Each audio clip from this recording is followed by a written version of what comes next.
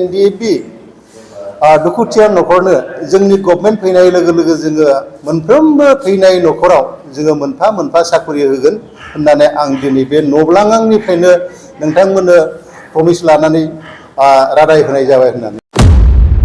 नाथाय बे 1500 कौटि आरो 800 कौटिनि गेजेराव बिथांमोना BTR गभर्नमेन्ट हिसाबै मा मावखो दिनैसिमाव? NDFB नि थैनि बिनिमयजों सोरजिजानाय बे BTR नंगौना नङा? BTR NDFB बिदा फंबाय बे 34 इयार्स संग्रामनि मोनसे फिथाइ। नाथाय दिनै मा खालामदों BTR गभर्नमेन्टआ? गिबियावनो खुलुमबाय नोंथांमोननिसिम। दिनैनि बे सेरफांगुरि आन्चलिक मार्टार्स एस'सिएशननि दैदेननायाव मोनसे जुलिनि नब्लाङाव जे सावरायलायदों जोङो, दा बिनि मेन उद्देश्यआनो जाहैबाय जोंनि आसामनि खना खनला थानाय NDFB मार्टार्स नखरनिफ्राय जे गभर्नमेन्टआ जेरैबायदि एग्रिमेन्टआव होखानाय बायदि मावफुंनो गोनां हाबा दङमोन आरो बेफोर हाबाफोरखौ मावफुङैयाव जोङो दिनै आरोबाव गोदानैनो सावरायफिननांगौ सम जानानै फैदों। मानो होनोब्ला जोङो थांनाय गोबां समनिफ्रायनो जों गोबां रोखोम सावरायबोबाय गभर्नमेन्टनि सायाव आरो गभर्नमेन्टजोंबो जों रायलायाखै नङा, रायलायबाय BTR गभर्नमेन्टजों। नाथाय दिनै रायलायसेयावबो बिथांमोना जोंनि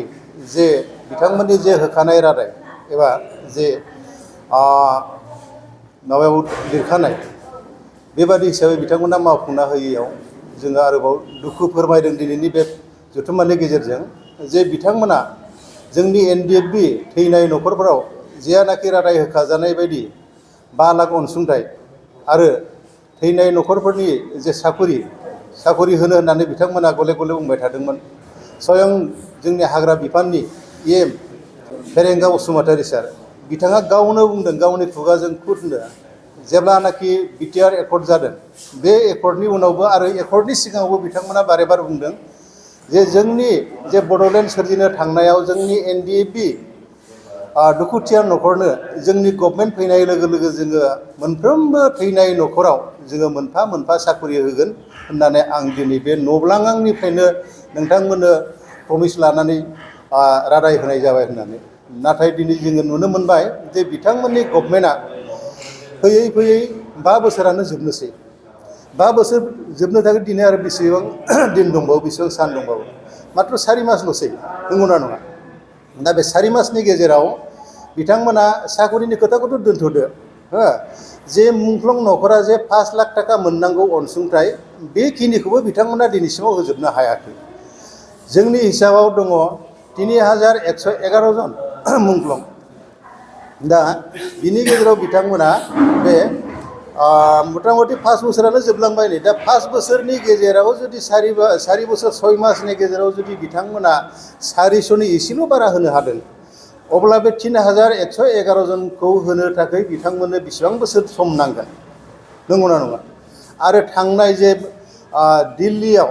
जे बड'लेण्ड महोत्सब जानानै थांबाय, बे महोत्सबनि गेजेराव आसामनि मानगोनां प्रधान मन्त्रि नरेन्द्र मदि सारा स्पष्ट भाबै बुंदों जे BTR गभर्नमेन्टआव BTR सान्ति सुक्तिया NDFBजों एकर्ड जाजानाय, नंगौना नङा? सान्ति सुक्ति एकर्ड जाजानाय, एग्रिमेन्ट जाजानाय। दा बे हिसाबै जोङो BTR गभर्नमेन्टनो बोसोराव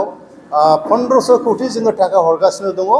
आरो स्टेट गभर्नमेन्टनिफ्राय 800 कौटि थाखा होगासिनो दङ। बेखौ बिथाङा स्पष्ट भाबै रायजो राजानि सिङाव बुंथिदों। नाथाय बे 1500 कौटि आरो 800 कौटिनि गेजेराव बिथांमोना BTR गभर्नमेन्ट हिसाबै मा मावखो दिनैसिमाव, नंगौना नङा? जोंनि मुंख्लं नखराव जे 5 लाख थाखा होनांगौ अनसुंथाइ जों साबसेनो होखो? आरो बे NDFB बिदा फंबाय गोथाङै थानाय बिथांमोना जे अनसुंथाइ महरै 4 लाख थाखा मोननांगौ, दा बिथांमोननो साबसेनो होखो? आरो नरेन्द्र मदि बिथां सारा बुंदों स्पष्टआवनो जे थैनाय मुंख्लं नखरफोरनो जोङो 5 लाख थाखा गासिबनोबो क्लियार होजोबनो हाबाय होननानै। होजोबनो हादोंना? आं दिनै BTR गभर्नमेन्टआव सोंदों। थारैनो नरेन्द्र मदि सार, भारतनि प्राइम मिनिस्टार बिथां बुंनाय बायदि जे मुंख्लं नखरनो बिथांमोना 5 लाख थाखा होजोबनो हादोंना? आरो होनो हायाखैब्ला मानि थाखाय होनो हायाखै? बेफोर थाखाखौ बिथांमोना बबेयाव खरस खालामदों नंगौना नङा आरो जायफ्रा NDFB बिदा फंबाय गोथाङै दङ जे बिथांमोननि थांनानै थानायनि बिथांमोननि जिउ राहा खुंनो थाखाय जे 4 लाख थाखा अनसुंथाइ होनांगौमोन बे एमओएसआव लिरनाय दङ दफायाव लिरनाय दङ क्लियार भाबै दा बिथांमोना बे थाखानिफ्राय साबसिनो 4 लाख थाखा होनो हायाखै बेखौबो आं मोनसे दिनै नोंथांमोननि मिडियानि थ्रुयै बिथांमोनाव सोंथि सोंदों दा दुखुनांथाव बाथ्राया बेसो जे इसिबां थाखा कौटि कौटि थाखा बोसोराव फैसेयावबो बिथांमोना दिनैसिमाव मानो होनो हायाखै जे जायगायाव NDFBनि थैनि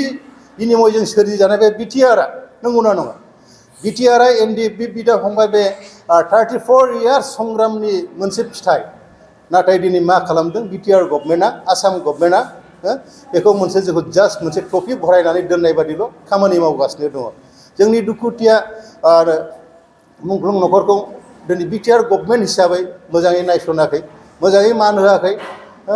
जों बिथांमोनाव थाङोब्ला बिथांमोना जोंजों रायलायनो सम होआ जायो आरो बिथांमोनखौ लोगो मोननो जोङो बहुद खस्थ' खालामनांगौ जायो आरो गोबां खेब नाजानायनि गेजेरजों जों बिथांमोनजों रायलायदोंब्लाबो जोंनि समस्याफोरखौ समाधान खालामनो थाखाय बिथांमोना जोंखौ माने डन्ट केयार खालामनाय बायदिखौ जों नुनो मोनगासिनो दं दासिमाव जायनि थाखाय जोङो बारे बार दा बिथांमोननि सायाव जोङो बाथ्रा बुंनांगौ जादों जोंहा बाथ्रा बुंनांगौनि इसेबांनि गोनांथि गैयामोन नंगौना नङा दा आं खावलायगोन जेखिनि सम दङ बे सम थासान्दियावनो बिथांमोना गावसोरनि एग्रिमेन्टआव थानाय मथे जोंनि NDFB गोथाङै थानाय बिदा फंबायफोरनि जे मोननांगौ 4 लाख थाखा पेकेज बेखौबो थाबैनो बे 3-4 मासनि गेजेराव बिथांमोना होनांगौ आरो जाय मुंख्लं नखर बे मुंख्लं नखरावबो बिथांमोना 5 लाख थाखाखौ थाबैनो होजोबनो थाखाय बिथांमोना आखायाव लानांगौ आरो थैनाय नखरफोराव जाय जेरेखम फरायनाय दङ जाय जेरेखम माने डिग्री लानाय दङ बे फिसाफोरनो बिथांमोना 4 ग्रेड 3 ग्रेडआव साकरियाव सोनानै होनो माने सेस्था लानांगौ आरो सोनानै होनांगौ दिनै बे 3-4 मासनि गेजेराव खारन बिथांमोनहा मावनो थाखाय आरो बारा सम गैला दा आं बेखौ बिथांमोनाव गुरैयै खावलायगोन आरो जों बावैसोनि समनि गेजेरावनो बे मासनि गेजेरावनो जोङो BTRनि CM प्रमद बर' सारखौ जों लोगो हमगोन बिथाङा लास्ट मा खोथा होयो जों बे हिसाबै बिथांनि खोथा मथे जों खामानिखौ मावनो थाखाय जोङो राजि दङ आरो जुदि बिथाङा बे गावनि सरकार थासान्दियाव जुदि जोंनि मोननो गोनां एक्स ग्रेसिया हिसाबै 5 लाख थाखा बेखौ जुदि होआब्ला आरो मुंख्लं गोथाङै थानाय बिदा फंबाय NDFBफोरनो जुदि 4 लाख थाखाखौ जुदि होनो जुदि हायाब्ला आरो जुदि गोथाङै थानाय जायफोर बिदा फंबाय जायफोरा साकरिनि थाखाय जग्यता दङ बे बिथांमोनखौ जुदि साकरियाव सोनानै होनो हायाब्ला थ' बिथांमोनखौ फैलार सरकार होननानै जोङो बुंनो गोनां जागोन आरोखि दा आं बेखौनो गुरैयै खावलायगोन आरो बिनि गेजेराव मोनसे दङ जे थांनाय 2000 टेस्ट मोन नामा 2000 टेस्ट जे मुंख्लं खाम्फा गायसननो थाखाय माबानि बाक्सा डिस्ट्रिक्टनि सालबारि जे मोनसे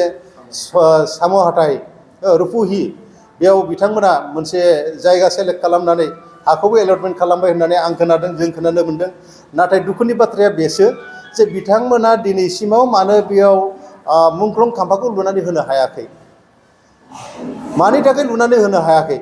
दा बे कौटि कौटि थाखा फैनाय बाजेट फैनायखौ बिथांमोना बबे जायगायाव बाहायदों दा बेबो मोनसे जोंनि थाखाय गिदिर सोंलु दा आं खावलायगोन जे बिथांमोना गावसिनि सरकार थासान्दियाव बे खम समनि गेजेरावनो बिथांमोना बे मुंख्लं खाम्फाखौ गायसननानै होनांगौ आरो बिथांमोना माने